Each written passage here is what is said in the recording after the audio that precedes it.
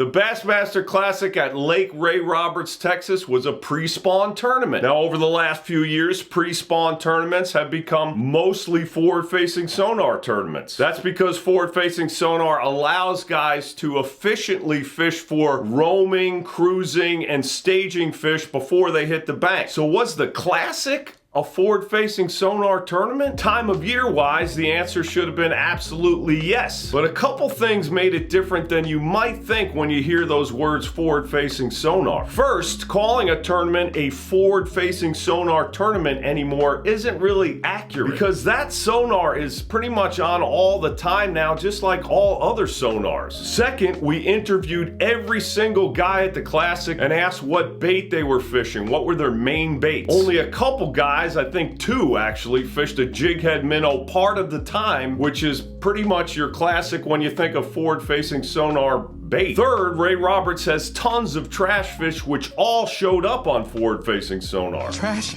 So much trash? Some guys found it real tough to wade through all those fish on the screen, but other guys were so good at it, like our winner Easton Fothergill, they thought they had an advantage because they could do that. I got her.